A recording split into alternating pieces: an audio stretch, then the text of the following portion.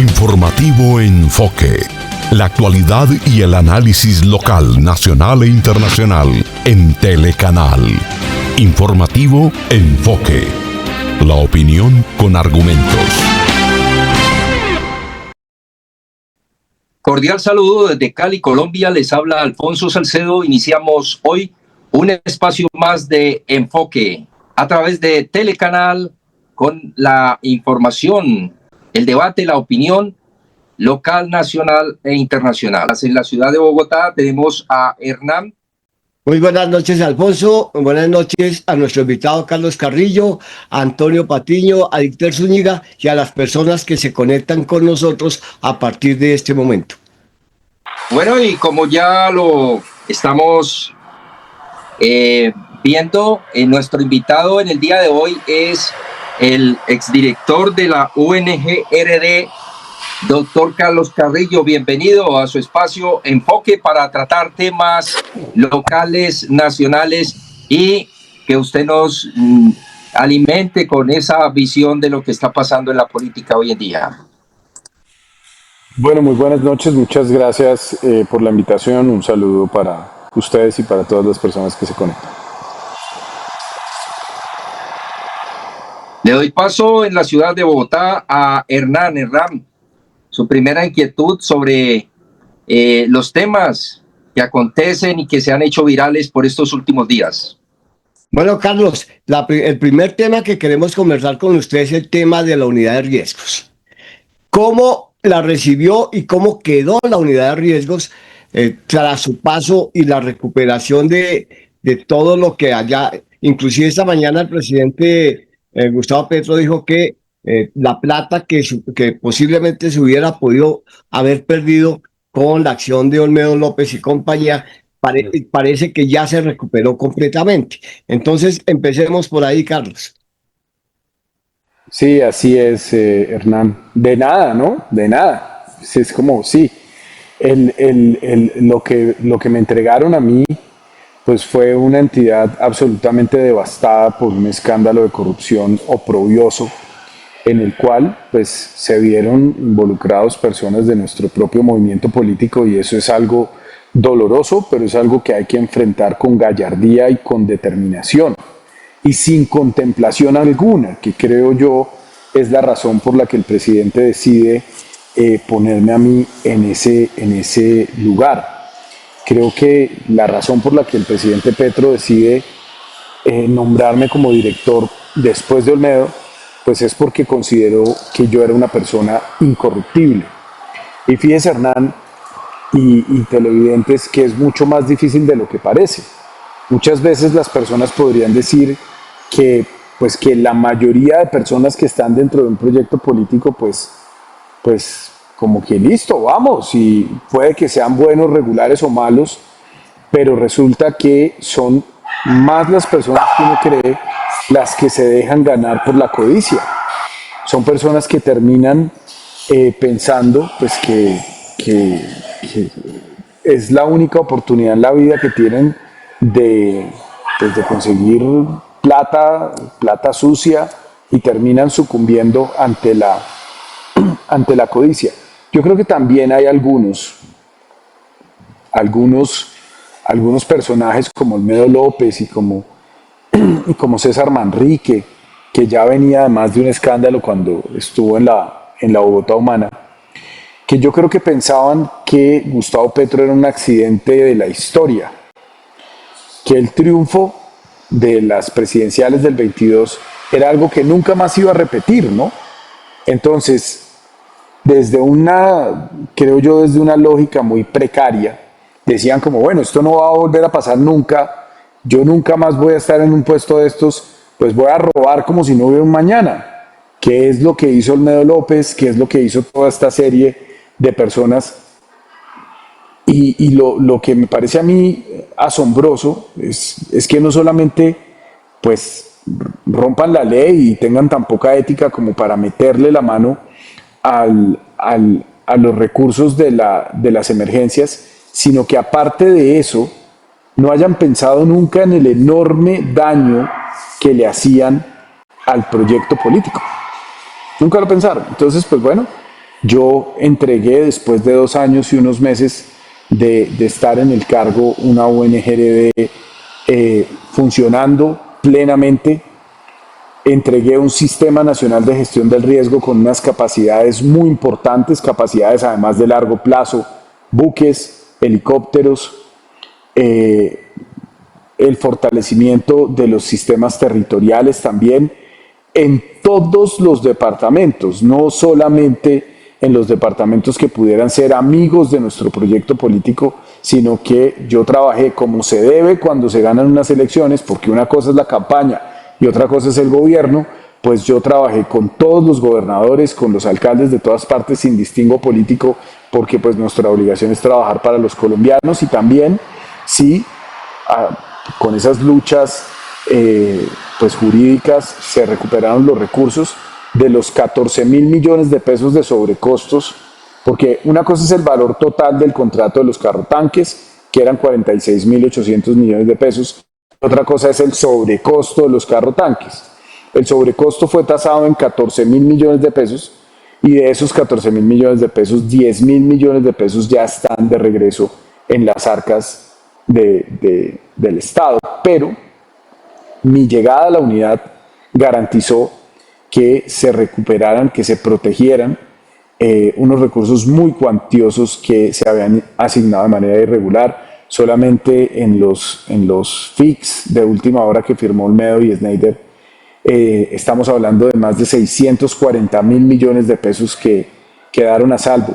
Esto es algo que la derecha nunca va a decir, esto es algo que la prensa hegemónica no va a contar, porque quieren mantener vivo tanto tiempo como se pueda el escándalo de corrupción de Olmedo López.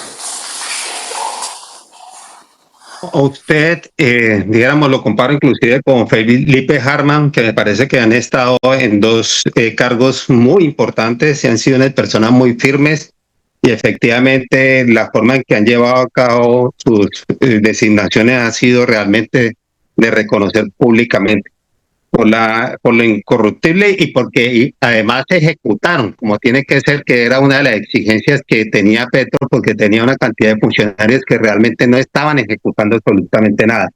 Entiendo que la unidad de gestión de riesgos y de desastres, por su forma de operar, se presta pues para disponer de los recursos como muy alegremente, y eso facilitó en gran medida lo que sucedió. Ahora, o sea, quiero venirnos ya al final, al cierre del gobierno de Gustavo Petro, porque tenemos una situación particular, y es que se están destinando recursos, buscando ejecutar recursos frente a una amenaza como lo es el fenómeno del Niño, y ahí pues encontramos ya los primeros ataques contra el gobierno por parte inclusive del señor Rodrigo Lara, obviamente por parte de toda esta prensa que yo llamo corporativa desinformación, y inclusive se aprovechan de la situación con esta señora Angie Rodríguez para decir que es que allí se están prestando situaciones para disponer de unos recursos de manera corrupta. ¿Usted qué tiene que decirle a la ciudadanía frente a lo que viene en estos últimos días con esto? Pues compañero, yo aquí sí debo ser muy sincero. Y yo hace 2 años tuve una discusión con el señor presidente porque él quería hacer una declaratoria en Bogotá por la sequía, por la escasez de agua en Bogotá. Y pues cuando se hace una evaluación técnica rigurosa, seria, pues realmente no estaban dadas las condiciones para hacer una declaratoria de desastre nacional. Y eso es algo con lo que hay que ser muy responsables, porque hay distintas instancias, porque pues no se trata simplemente del pálpito, de la intuición de un mandatario, sino que se trata de poder probar las cosas a través de hechos, de realidades fácticas que puedan ser medidas y probadas.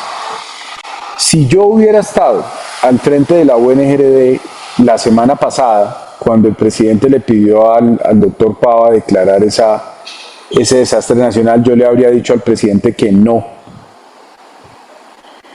Y le habría dicho al presidente que no por varias razones. La primera, pues es que si bien se está consolidando un fenómeno del Niño en el Pacífico, el impacto de ese fenómeno en el territorio nacional aún no se puede medir. Y el Sistema Nacional de Gestión del Riesgo ha venido adelantando acciones anticipatorias.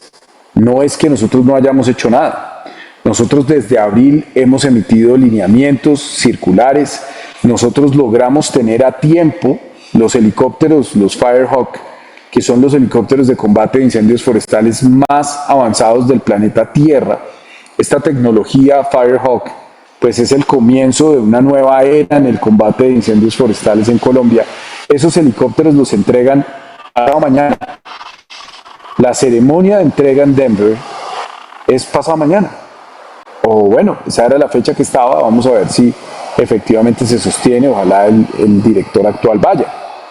Pero esto vamos a hacerlo a tiempo. Esos helicópteros van a estar en territorio nacional para combatir los incendios forestales que se puedan presentar. El buque ARC La Guajira está operativo ya y puede transportar hasta 600 toneladas de carga en todos los mares de Colombia. Entonces, la declaratoria a apenas 10 días, 12 días del cambio de gobierno, pues es lo que generalmente se conoce como un papayazo. ¿Para qué? Para que la derecha tenga gasolina de decir que lo que nosotros queremos es raspar la olla, mover 4 billones de pesos al Fondo Nacional de Gestión del Riesgo para hacer todo por contratación de régimen entre privados y, según el relato de la derecha, robarnos la plata. Eso no es verdad. Pero hacer algo tan ambicioso como una declaratoria de 4 billones de pesos a 10 días de entregar el poder, pues es una papaya muy grande. E insisto, aún no puede cuantificarse cuál es el impacto para el territorio nacional. Entonces, ¿por qué 4 billones y no 10? ¿Por qué 4 billones y no 1? ¿Por qué 4 billones y no 500 mil millones? Si no tenemos claridad sobre el impacto, no hay posibilidad clara de poder cuantificar eso en dinero. ¿Y cuál es la consecuencia? Pues que una senadora del Centro Democrático metió una acción legal y hace unas pocas horas le dieron la razón y le dieron medidas cautelares. Entonces, pues la declaratoria hoy está suspendida, en este momento está suspendida por unas medidas cautelares y nos quedamos con el pecado y sin el género. Esos paneles solares no se van a comprar, esos recursos no se van a redistribuir y sí nos quedamos con el estigma que defiende la derecha, el doctor Lara y muchos otros, de que lo único que se buscaba con esa declaratoria era robarse la plata. Carlos, yo vivo acá en Estados Unidos mi nombre es Antonio Patiño y vivo acá hace más o menos 7 años, voy a cumplir 8 años. He tenido que ver toda la situación en Colombia desde el momento en que estaba el presidente Duque y luego cuando entró el gobierno de Gustavo Petro. Cuando sucedió lo de la UNGRD, que ese escándalo tan impresionante de Olmedo y todo ese tema, eso fue muy doloroso. Pero la abuela decía que no hay mal que por bien no venga. A usted le entregaron una papa caliente. Esa papa yo creo que le estaba quemando en sus manos, pero usted supo afrontar la situación, usted le puso el pecho a la situación y usted visibilizó muchas situaciones.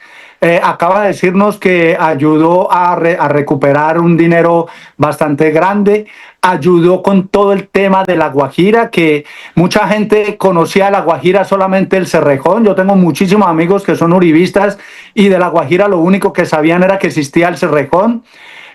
Hago alusión a un jugador de fútbol que es de allá y se le olvidó que él salió de una situación bastante complicada y ahora ya es un multimillonario. Entonces, bueno, mi pregunta es, Carlos, ¿usted qué piensa de por qué no se visibilizó todas las cosas buenas que hizo este gobierno.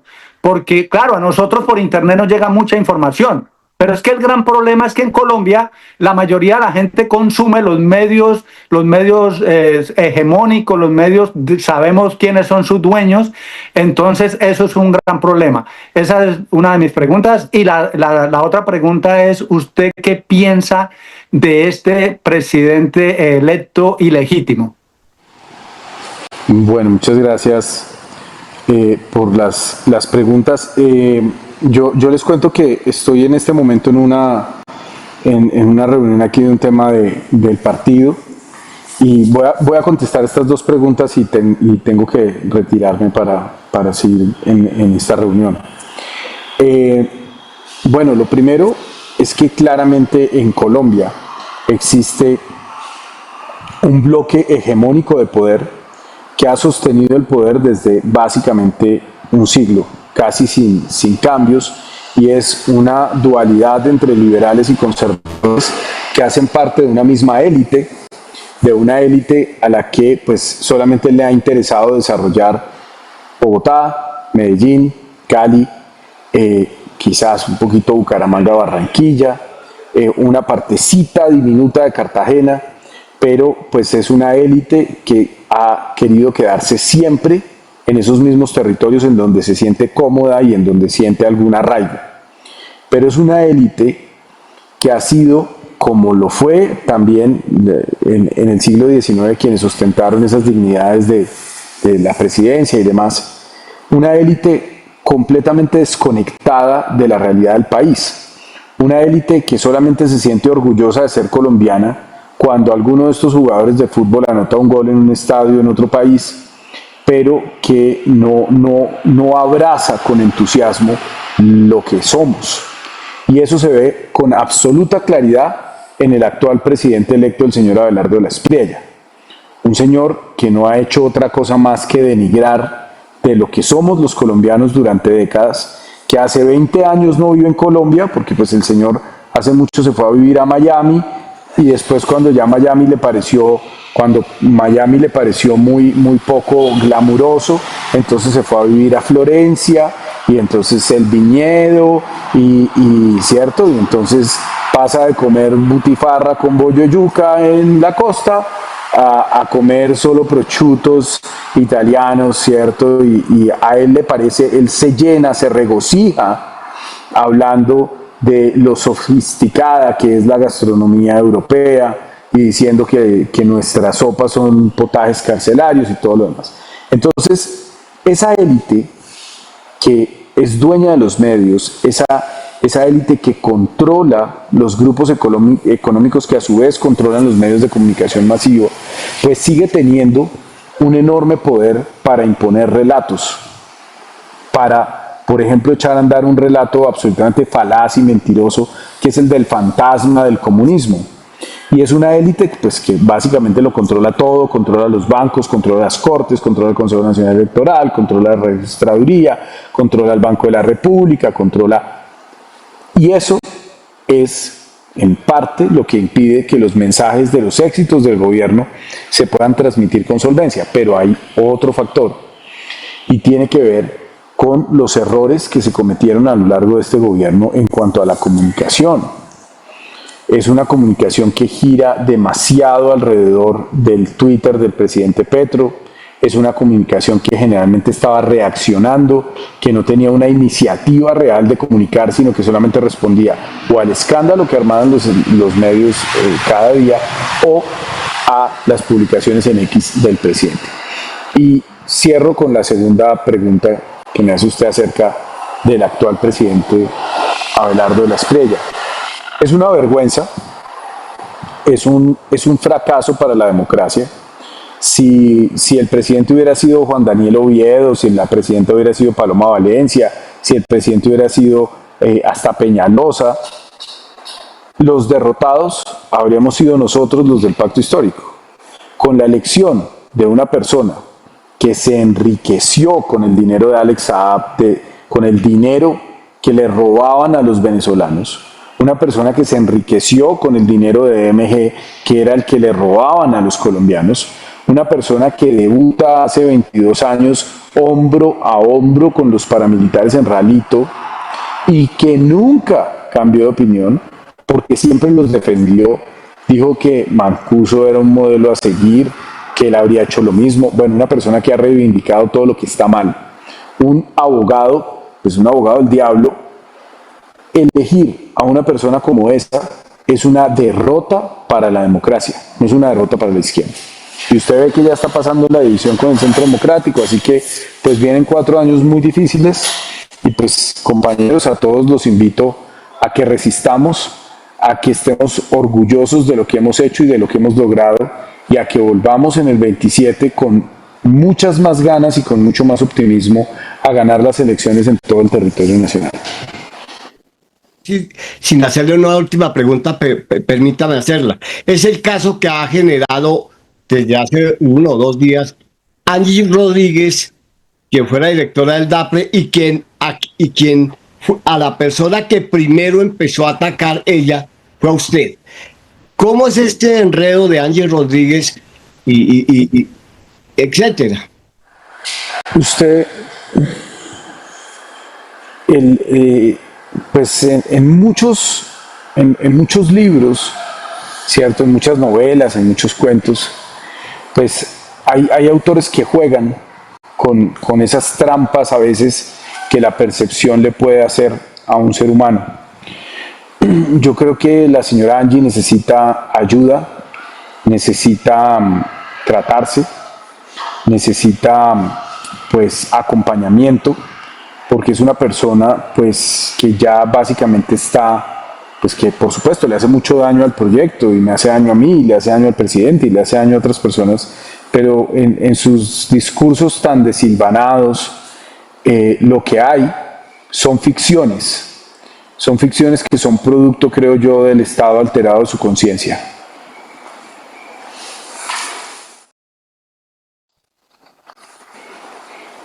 Revienta ella inmediatamente. ¿Qué va a pasar con todo esto de acusación? Pues yo a la señora la tengo denunciada por fraude procesal, por falsa denuncia, y ella en cambio a mí pues me pone unas denuncias que no llevan a nada.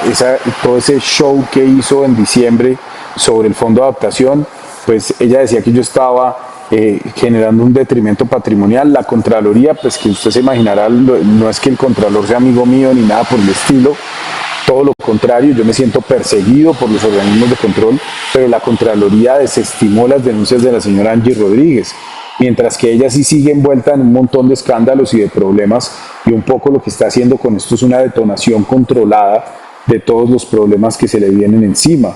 Y por supuesto, buscar una negociación con el gobierno del fascismo para ver cómo le hace daño al presidente Gustavo Petro y logra caer parada. Hernán, me tengo que retirar. Muchísimas gracias por la invitación. Cali es maravillosa. Chao.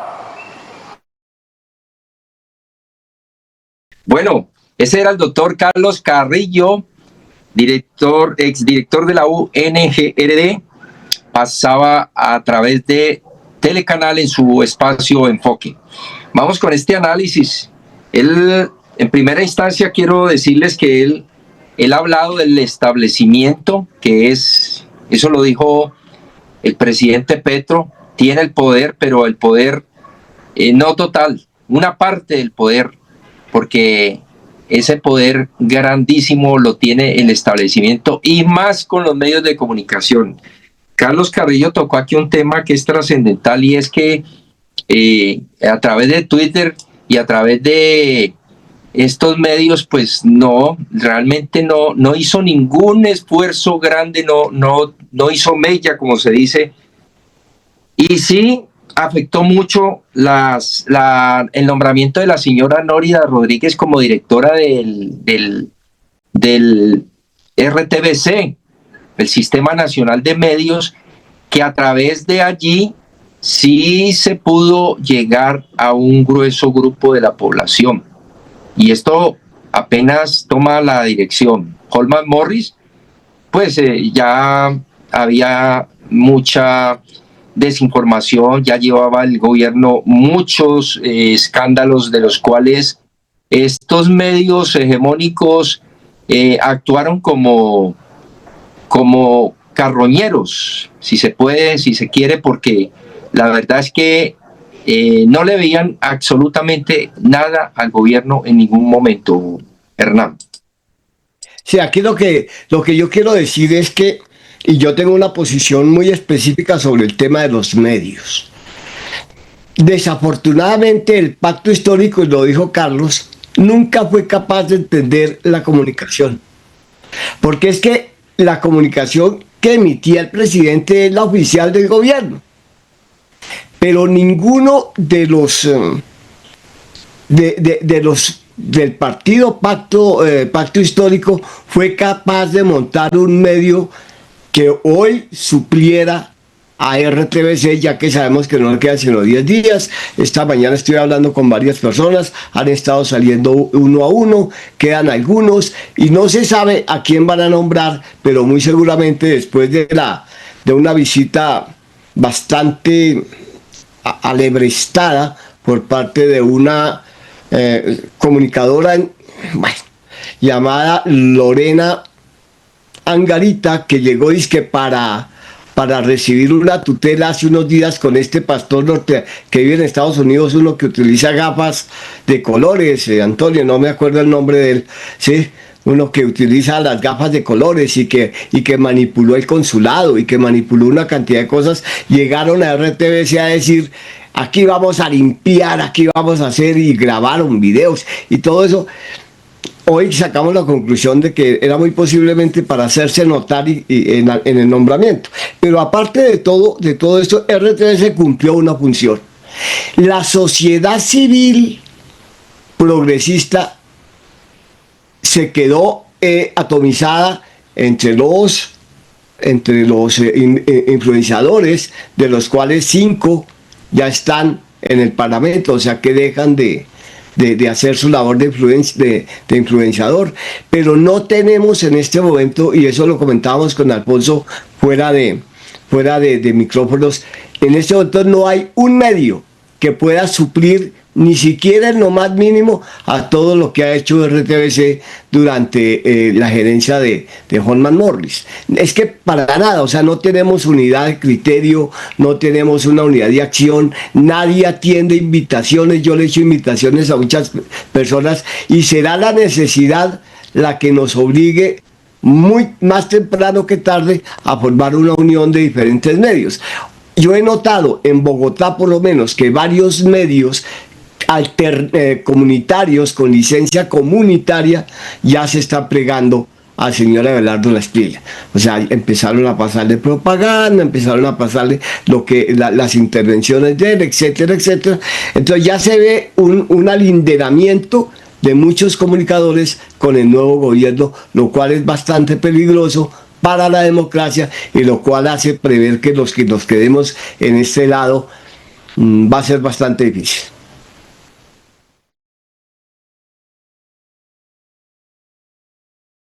Sí, Hernán, y algo que no se puede tampoco dejar de un lado es los premios que recibió RTBC en India Catalina y todas esas menciones y esos programas que inclusive los retransmitieron canales internacionales, coproducciones internacionales. Se hizo muy buen trabajo. Dieter. Sí, yo estoy de acuerdo, pero bueno, Holman Morris alcanzó a estar casi 27 meses ahí en la dirección de RTBC, hoy nuevamente en Radiovisión. Creo que la sociedad colombiana se vio reflejada en esos medios, en esos programas, en toda esa red de medios públicos. Se fortalecieron los que eran los canales regionales. Hasta ahora último en Cartagena estaban entregando las instalaciones sobre canal de radio allá. Y bueno, esto colocó una dinámica bien interesante. Insisto, la población, la cultura, todo se vio ahí, la gente se veía reflejado en estos espacios. Pero sí, no se advirtió de pronto de que corría el riesgo era latente de todos modos de perder el poder, y al perder el poder, digo el gobierno por lo menos, entonces, ¿qué íbamos a hacer ahora? Es lamentable lo que viene ahora con todos esos medios. Mire, yo me levantaba un sábado, un domingo, prendía este canal institucional y hasta me quedaba pegado viendo programas de niños, porque eran formativos, eran didácticos, o sea, dejaban un mensaje. Hasta me causaba risa ciertos títulos como Tomás Alva y Edison, por ejemplo. Entonces escogen el nombre de un científico para hacer de eso toda una pedagogía, y todo eso se va a perder. Mire lo que, en cambio, se pasaba usted a RCN y Caracol y él dice que los hermanos Green, unos muñequitos que veía uno inclusive cuando niño, y el que está hablando tiene ya sus años. Entonces es un irrespeto total lo que vamos a tener de aquí en adelante. Ahora, sí creo que frente a las noticias como tal, hubo de pronto algún tipo de, no sé, a veces le tocaba a uno que buscar a los canales IC, estos de desinformación, porque todos manejan la noticia. O sea, y hay noticias muy importantes que quedaban por fuera y uno quería saber qué era lo que había pasado con esto o lo otro. Por eso de pronto el comentario de que se encargaron fue de viralizar los X de Gustavo Petro, responder a ciertas críticas y en lo que tenía que ver con ciertas noticias se abandonó, y ahí, bueno, quedaron unos vacíos, pero de todos modos el trabajo fue excelente, excelente, tanto así que fueron premiados, sacaron documentales, se centraron, por ejemplo, en el deporte femenino, en el deporte de las personas en condición de discapacidad. O sea, allí hubo una implosión importantísima que se va a perder lamentablemente por lo que ya se viene. Bueno, en cuanto a la televisión, a los medios de comunicación, a la radio, usted ha notado algo muy importante, Dicter, y pasemos a un tema de fondo, el tema de la señora Angie Rodríguez. Permítame, es que se nos acaba el tiempo. Breve, Antonio, pues que vamos con el tema de fondo. Sí, quería decir algo breve. Me gustó mucho la respuesta de Carlos cuando él dice, y lo dijo ahora Dicter también, en el tema de que se utilizó mucho lo del Twitter, lo del X del presidente Petro. El presidente es la persona colombiana que más seguidores tiene en X, pero es que el problema es que X no lo tiene todo el mundo en Colombia. X, la mayor parte de la gente que vivimos fuera de Colombia nos podemos comunicar a través de esa red social, pero en Colombia, en las zonas más alejadas, allá no, esas personas no tienen ni a WhatsApp muchas veces. Entonces ese fue un gran problema. Para mí, uno de los grandes desaciertos de este gobierno fue no haber hecho una comunicación directamente con el pueblo. En un programa lo dije que me gustó mucho lo que hizo López Obrador. Yo acá tengo muchísimos conocidos de México y a ellos, a los mexicanos, les llegaba la información a través de las mañaneras. Yo un día dije, si a Petro no le gusta madrugar, pues que hubiera hecho los atardeceres o los anocheceres, pero que todos los días o por lo menos 3 veces a la semana convocara a la prensa, atendiera las preguntas y todos esos chismes, todas esas mentiras que las hubiera dejado en evidencia. Eso le faltó mucho al gobierno del presidente Gustavo Petro. Gracias, Antonio. Bueno, entonces vamos con el tema de la señora Angie Rodríguez. Es un tema fundamental en esta edición y es lo que nos ocupaba. Por eso realmente contactamos a Carrillo, el ex director de la UNG-RD, Carlos Carrillo. Pero yo quiero colocar como marco teórico este tema de la clase. Yo se lo decía extra cámaras a Hernán. La clase no la venden en cualquier boutique, decía un maestro en la universidad. Usted puede en cualquier boutique comprar la mejor prenda, los mejores zapatos, las mejores prendas, joyas, pero la clase no la venden en cualquier boutique. Y esto no va solamente para el tema que vamos a hablar sobre Angie, sino también para el presidente electo, el señor de la Espriella. ¿Y esto por qué viene al caso? Porque es que la clase no es, tener clase no es de estratos sociales. Pueden ser personas muy pobres, muy humildes, pero las formas, y aquí es donde viene el tema, las formas son muy importantes. Y es que Angie convirtió esto en un chisme y de allí pues los medios carroñeros se han pegado. Esta es la introducción para un tema que pudo haberse tratado con altura desde un principio y que mire ya dónde va Hernán.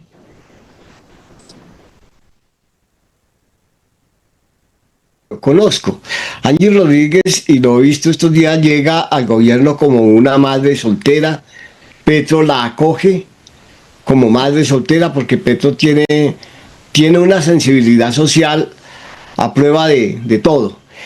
Esta señora llega y empieza a manejar la agenda, empieza a manejar los consejos de ministros, y de un momento a otro ella vive, o los papás vivían, porque ella ya dejó de vivir allá, en un barrio del sur de Bogotá conocido como Marruecos. Es un barrio, estrato muy posiblemente 2, de gente muy humilde, muy chévere es el barrio, yo lo conozco, y habla de un robo que nunca concretó qué había sido, y de unos papeles. Yo nunca entendí por qué tenía papeles del gobierno, o sea, ella dijo que papeles de seguridad del gobierno, de no sé qué, confidenciales en la casa, y que los ladrones no se habían robado nada, sino que iban tras un polder que supuestamente ya tenía.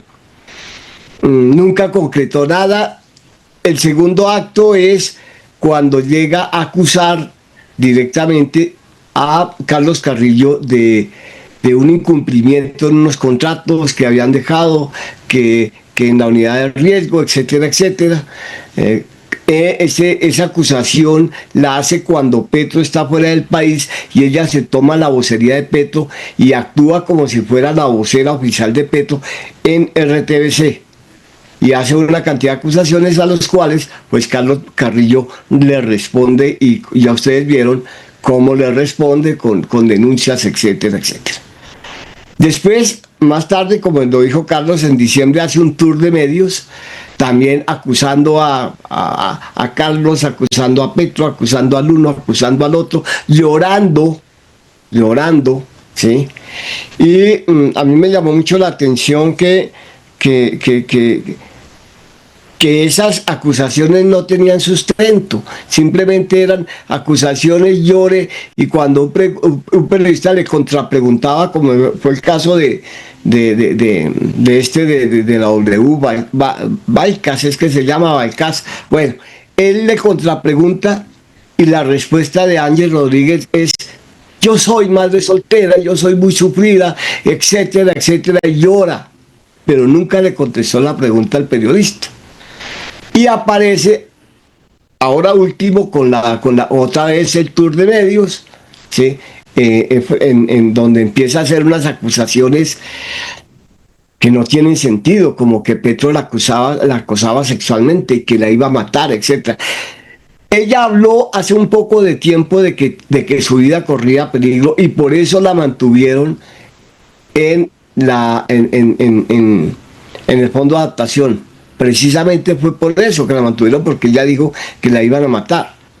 Entonces aparece en estos días a acusar a Gustavo Petro de que él es un máximo victimario, de que está mal de la cabeza por eso, de que le tocó ir al psiquiatra, y las acusaciones que hace son como dice el cuento, de locos. Eso es más o menos la historia de lo que ha pasado con Angie Rodríguez, no sin decir que muchas de las cosas, como lo dijo Carlos Carrillo, están sin sustento. Él mismo dijo que necesitaba ayuda profesional, que las cosas no tenían razón de ser.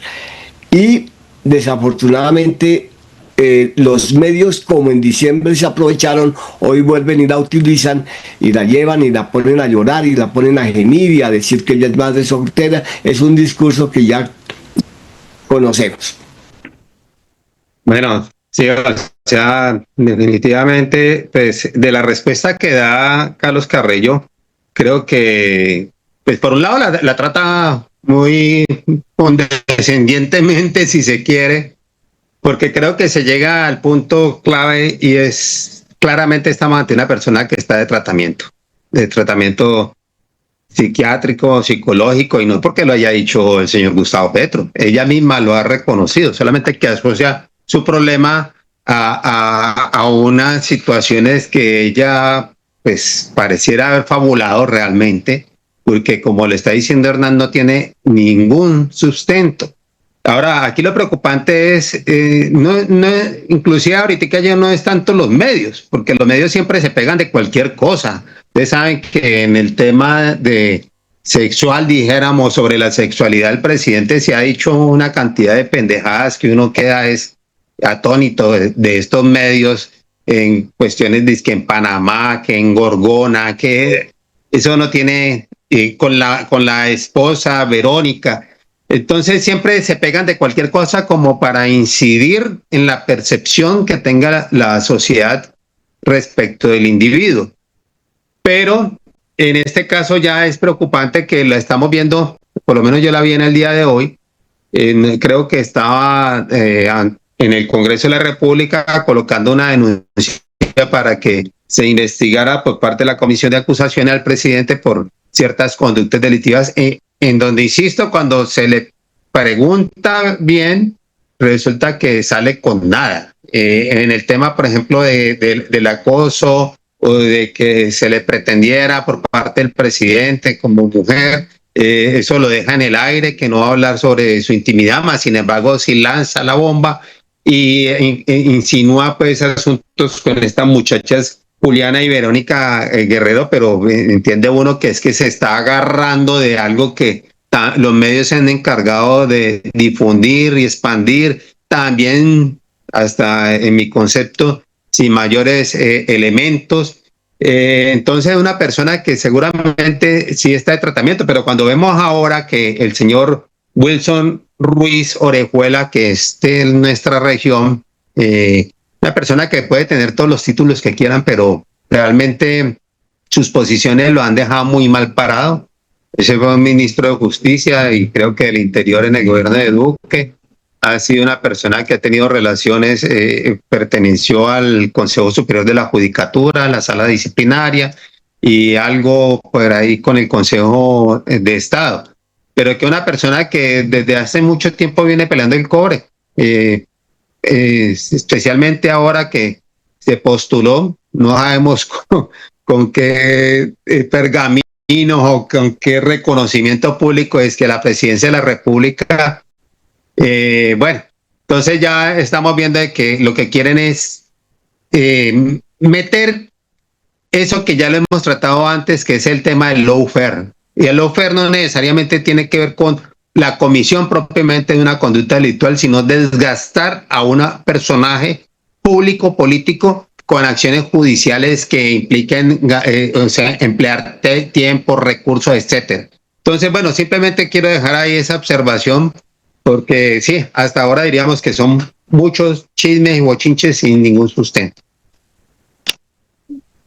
Sí, Víctor lo ha dicho claramente. Hace unos años atrás se empezó a escuchar mucho el tema de Álvaro Leiva, las famosas cartas de Álvaro Leiva, y que Álvaro Leiva va a sacar la primera carta y que estén pendientes, y entonces salía en Revista Semana y le hacían toda la gira por los medios. Ese es el cuarto poder. El cuarto poder en Colombia desde antes de que el presidente Petro llegara a la presidencia, antes prácticamente de ser candidato, a él le estaban haciendo una campaña difamatoria impresionante. Entonces, llega él a la campaña, continúan con esa situación. No podemos olvidar lo que le hizo Vicky Dávila cuando el famoso software Pegasus y todo ese tipo de cosas, que prácticamente estuvo a punto de perder la segunda vuelta Petro por ese tema de ese software. Llega a la presidencia, comienzan desde el primer día a hacerle una campaña difamatoria, lo que decía Dieter ahora, con chismes, mentiras. Y el problema es que las sociedades son, cuando digo las sociedades no digo Colombia, digo todo el mundo, porque en el mundo ahora ya se está discutiendo ese tema. En Francia están hablando de que lo que es chisme, mentira, debe ser penalizado, porque no se puede llegar a la política a atacar a una persona con un chisme y una mentira y después a salir llorando, después diciendo no, por ejemplo, como Álvaro Leiva, que después dijeron no, es que cómo le iban a parar bolas a un viejito de más de 80 años. Pero es que resulta que ese viejito de más de 80 años, ese señor estuvo a punto de que al presidente Petro le dieran un golpe de Estado, le querían hacer un juicio político. Entonces, pasa lo de Álvaro Leiva, no pudieron hacerle el juicio político ni darle el golpe de Estado, pero sí iban socavando la credibilidad del gobierno. Llega esta señora Angie con la misma situación, y esta señora claramente, lo que dice Dieter ahora y lo que hemos visto en los últimos días, en la última semana, es que esta señora prácticamente quería atornillarse a un puesto. O sea, eso se llama tener hambre de poder. Y cuando una persona se vuelve hambrienta de poder, se vuelve peligrosa, porque ya a ella no le importa su dignidad ni nada. Ella lo que quiere es atornillarse a un cargo, y si tiene que venderle el alma al diablo, se la vende. Claramente se ve que en este momento esa señora la están manipulando del lado de Abelardo de las Piedras. No tenemos pruebas, pero es que es muy evidente que una persona que va a representarla hoy en una denuncia que por parte del abelardismo, entonces eso es muy, muy evidente. ¿Qué están haciendo con toda esta situación? Están creando cortinas de humo. ¿Por qué? Porque ellos están desesperados. La campaña de Abelardo de las Piedras están desesperados porque en este momento ellos no saben ni qué es lo que va a pasar el 7 de agosto. Estábamos hablando lo del Cauca, ahora lo de Cali, lo de una guarnición militar.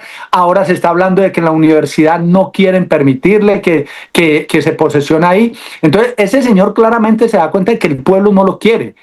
Yo no sé qué va a hacer para gobernar, pero él mismo se está dando cuenta que no lo quiere. Entonces, ¿qué cortinas de humo van a crear? Vamos a ver qué pasa de aquí al 7 de agosto. Vuelvo y repito, y me voy a volver cansón en esto, pero ese señor ilegítimo no se debe posesionar el 7 de agosto por el bien de Colombia y por el bien de la humanidad, porque Colombia influye mucho a nivel internacional.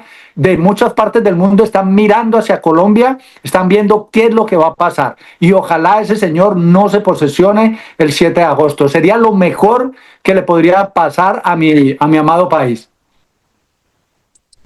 Sí, Antonio, y bueno, el tema, para reforzar ahí un pedacito lo que usted mencionaba, el cuarto poder, no solamente para minar, para socavar al enemigo, al contrario, también para lavarle la cara, ¿no? Actúan para lavarle la cara. Esas son dos cosas que operan muy fuertemente, no solamente en Colombia, sino en todos los países. Ya lo hemos visto con colegas de México, Perú, que han estado aquí en el programa.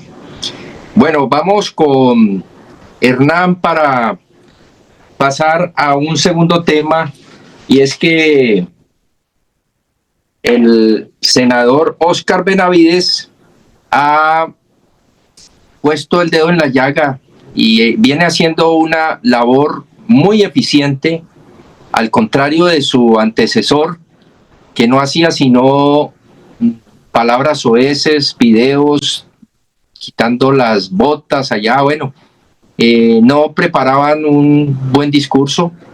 este señor Óscar Benavides se ve que está trabajando para lo que realmente es la Cámara. La Cámara es para representar a las comunidades, a los departamentos, a las provincias y a las, en este caso, las comunidades negras. Hernán, ampliemos sobre todo lo que ha transcurrido en redes y que han hecho viral la imagen de Óscar Benavides. Bueno, antes de iniciar con este tema, voy a recomendar una columna en El Unicornio de Jorge Gómez Pinilla, firmada por Horacio Duque, que se llama La explosión oportunista de Angie Rodríguez, y cuenta toda la historia política de Angie Rodríguez. Trabajó en la Contraloría con Pipe Córdoba, después se fue a trabajar con Clara López y hizo un trabajo y se asoció o colaboró con Danilo Albizu, hoy integrante de las FARC, que lidera Calarcá, y ahí dice: un documento que llegó a mis manos reporta que, según versiones coincidentes dentro del Ejecutivo, la cercanía y posterior relación sentimental entre Angie Rodríguez y el representante a la Cámara Jorge Rodrigo Tobar Vélez, hijo del jefe paramilitar Jorge 40, fue vista como un factor altamente sensible dentro del gobierno. No se trataba solo de un asunto personal. El DAPE es una de las oficinas con mayor acceso a la información estratégica del Estado. En este contexto, distintas fuentes señalan que esta relación generó incomodidad y desconfianza en sectores del Ejecutivo. Entonces, es una columna muy interesante, supremamente interesante, que podemos tocarla en otro. El unicornio. Es una página de Jorge Gómez Pinilla, de un periodista santanderiano progresista. Él estuvo también en su primera época, recién tomó la gerencia de RTBC. Holman Morris estuvo haciendo notas periodísticas para RTBC. Pero Hernán, ya Angie salió a atacar al columnista, ¿no? Diciendo algunas cositas de relaciones del pasado, como si no tuviera derecho a opinar en una columna. Sí. Desafortunadamente esa es la forma de trabajar cuando uno tiene un pecado, ¿no? Bueno, entonces, con respecto a Óscar Benavides... Venga, permítame, ya que Hernán, sí hay una colita de ese tema, y es que nosotros internamente estábamos preparando el material y se nos ocurrió, pues, hilando delgado y con mucha suspicacia, que este es otro caballo de Troya. Esta señora Angie Rodríguez, al igual que lo que le pasó al hijo del presidente Petro con el primer matrimonio que tuvo allí en Daisuri Vázquez. Resultó ser la señora Daisuri, gracias, sí, ella resultó ser del clan de los Char. Entonces, ahí parece ser que se infiltran relaciones sentimentales con unos propósitos non santos. Eso quería decir, Hernán. No, y eso es histórico. Recordemos a Dalila con Sansón. Se utilizan todas estas, histórico y bíblico, ¿no?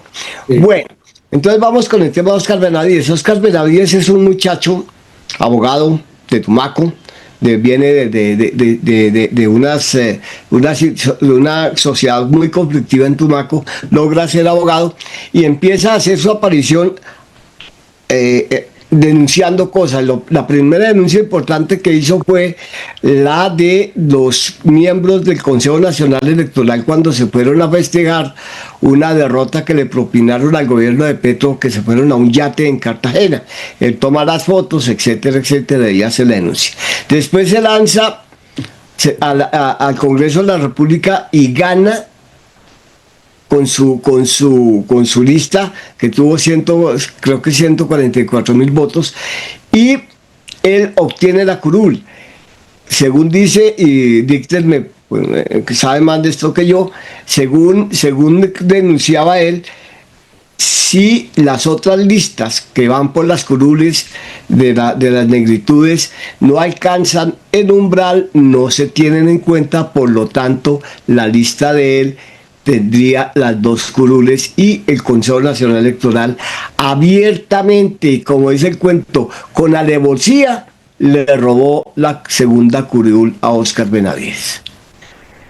Él se posesiona, ha estado muy activo en el Congreso de la República y suple, como usted lo dijo, Alfonso, a una persona bastante preocupante, por no decir otra cosa, como fue el señor Polo Polo, en que todos los años que sirvió que fue congresista, lo único que hizo fue atacar a las madres de Soacha, burlarse de ellas, no ha querido reconocer, no ha querido pedir perdón, eso toma del pelo aquí, toma del pelo allá, y el juzgado cada ratico le dice, bueno, usted ya tiene una condena, tiene que pedir perdón,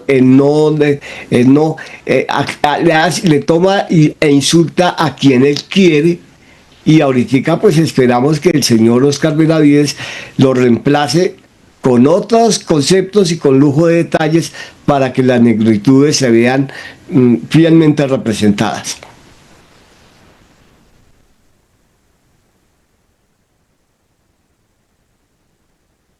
Bueno, Alfonso, efectivamente creo que ahí hay una pelea casada y judicial también por parte de Óscar Benavides. Creo que ya está denunciando la decisión adoptada por el Consejo Nacional Electoral, en donde realmente todos sabemos que una corporación es permeada por la corrupción, no necesariamente la corrupción que implica la entrega de dinero, sino por pervertir la razón de ser de una institución, y obviamente pues eso viene de la propia configuración, porque son representantes de los partidos, y los partidos, o sea, si bien hay un partido que tiene una mayor representación, pues termina siendo minoría frente a todo ese otro bloque que conforma hoy en día el apoyo al señor de la Espriella. Y ahí recordemos que está el señor Álvaro Hernán Prada, una persona que uno no entiende por qué debería estar allí, que está investigada penalmente por el tema de los falsos testigos en el caso de Álvaro Uribe Vélez, en un caso aparte, pero es sobre los mismos hechos. Y pues ese proceso avanza y ya hay reclamaciones porque se deberían de estar viendo decisiones, pero por cuestión de moral administrativa no debería estar una persona de esas allí. Bueno, el señor tiene de todos modos sus argumentos muy fuertes. El Movimiento Libre se supone que debería tener esas 2 curules por las comunidades negras, más sin embargo le dieron esta última al Partido Demócratas de Colombia, en donde hay una relación con unos personajes cuestionados de la vida política. No recuerdo ahora bien el apellido de los que están detrás de esto. Y bueno, exacto, inclusive ellos estuvieron ahí al momento de dar esas credenciales y bueno, y son personas que tengo entendido también han sido condenadas penalmente, ¿no? Sí. Por hechos de corrupción, como para variar. Y la verdad es que sorprende gratamente contar con un representante como estos, porque es una persona que tiene claridad y se sabe expresar con vehemencia. Habló de una manera pero muy comprometedora al tratar a estos personajes como bandidos, señalar claramente al señor Prada. Creo que cuando uno habla así, seguramente es porque pues está sentado en la razón y en las pruebas. Queremos ver los resultados de ello. Y bueno, lo que está diciendo Hernán con respecto al señor Polo Polo, esto sí es el colmo de los colmos. Ese señor debería estar pagando calabozo cada nada en la medida en que está, dijéramos, violentando o yendo en contra de una decisión judicial y de un alto tribunal. Entonces, hay que esperar, pues, es que aquí la justicia realmente es lo que usted dijo, Alfonso, pero que no lo mencionó propiamente Carlos Carrillo. Estamos ante un establecimiento, unas redes de poder que realmente no operan como deberían de ser. Si ese señor hubiese ido a parar la cárcel la primera vez y la segunda y la tercera por no cumplir con la orden, créame que el mensaje que estaría enviando a los altos funcionarios del Estado y al Congreso sería clarísimo. Ahora todos van a querer mamar gallo frente a las decisiones judiciales. Sí, a mí el muchacho, digo muchacho porque se ve que todavía es muy joven y le queda un gran futuro por delante. Me sorprendió cuando comenzó a hacer su campaña. Es una persona muy enérgica, dice las cosas, como decimos, sin pelos en la lengua. Lo vi cuando se enfrentó a hoteleros en la costa atlántica estaba peleando por el tema de las playas que las tienen prácticamente privatizadas. Y él se puso a pelear con ellos y es que se pone la camiseta y se enfrenta al que se tenga que enfrentar. Y lo que dijo Víctor ahora, nada más y nada menos, en su propia cara le dijo a Prada que era un bandido, le dijo mil veces bandido. Y no se amedrentó y cuando le quisieron llamar a la policía no le dio miedo. Entonces, gratamente me tiene sorprendido. Yo de Polo Polo no me sorprende porque yo a Polo Polo lo seguía cuando él era un youtuber. Hace muchos años, él comenzó siendo youtuber como en el 2015, 2016 más o menos, y me dio siempre la impresión de que era esta típica persona que cuando nunca ha tenido y llega a tener, loco se quiere volver. Una persona que no se le olvidó que él andaba a pata limpia. Entonces eso es lo que sucede y sucede en una sociedad en la que hace falta mucha educación. Hace falta que a los niños desde pequeños se les hable del tema financiero, no que a una sociedad, digo, nos eduquen, entre esos me incluyo yo en los años 80, que nos educaban era con un Robin Hood como Pablo Escobar y que era como el héroe y era el líder, y ya después empezaron a sacar las famosas narconovelas y después nos empezaron a poner las novelas mexicanas. Hace poco, viniendo a relación, vi que estaban haciendo una similitud entre de la séptima temporada del Señor de los Cielos con el señor Abelardo de las Piellas, donde dicen que uno de los personajes de él es cuando un abogado de la mafia consigue nexos con los narcos y con otros políticos para llegar al poder. Entonces alguien dijo que Abelardo de las Piellas se parecía a ese personaje de esas famosas narconovelas. Entonces, volviendo al tema de Polo Polo, es un señor que a mí no me sorprendió. Cuando yo me acuerdo que yo me metía mucho con él. Yo cuando estaba en Colombia interactuaba mucho con él y yo le daba mucho garrote en redes sociales. Un día estuvo a punto de bloquearme de las redes sociales porque yo lo traté mal por redes sociales. Yo le dije que él era un negro que se creía alemán. Se lo dije así, claro. Y él me respondió que si le estaba diciendo nazi, yo le dije, usted no sabe lo que significa la palabra nazi. Usted el día que sepa lo que significa nazi, le darían vergüenza de estar porque en esos días él había defendido, decía que los falsos positivos no habían existido. Y él era el apadrinado, no podemos olvidar que la madrina política de él era la señora María Fernanda Cabal. Entonces, gratamente me tiene muy bien el señor Óscar Benavides. Ojalá que no vaya a ser un manguito, porque ese es el susto que nos da, que se nos va a convertir en un JP o así por el estilo, o como una Katy Jubinado, eso no. Ojalá que ese señor luche por la comunidad afro, una comunidad invisibilizada. Yo le tengo mucho aprecio a la zona pacífica de Colombia, tengo muchos vínculos con la zona pacífica de Colombia, sobre todo con la zona de Buenaventura y lo que es Ladrilleros y Juan Chaco. Entonces, ojalá que esa zona sea más visible, porque es la zona más pobre de todo el Pacífico mundial, no solamente en Colombia, sino de todo el Pacífico del mundo, es la zona más pobre. ¿Por qué? Esa es la pregunta que tendríamos que hacernos todos los colombianos, porque esa zona es la más pobre del Pacífico mundial. Bueno, Antonio, muchas gracias. Estamos llegando a la parte final del espacio, les agradecemos mucho. Permítame, Una sola noticia final. En el Congreso se estuvo debatiendo una petición de un congresista que salió elegido pero está preso, Waldir Mansur, del Partido Conservador, y lo sometieron a votación, que si iban a la cárcel o si se conectaban por hacer videoconferencia para ver si posesionaban a una persona que está detenida, que está condenada, etc. Son las cosas que en nuestro país... Pero recuerde lo que pasó con Ciro Ramírez. Sí. Votar al Congreso. Sí. ¿Listos, Alfonso? Quería solamente hacer esa anotación. Está muy bien, Hernán. Ya pues cerramos el programa y claro que sí, es una nota que vale la pena que compartirla con los televidentes. Hasta aquí Enfoque. Los esperamos en una próxima emisión y les deseamos un feliz resto de día. Informativo Enfoque. La actualidad y el análisis local, nacional e internacional en Telecanal. Informativo Enfoque. La opinión con argumentos.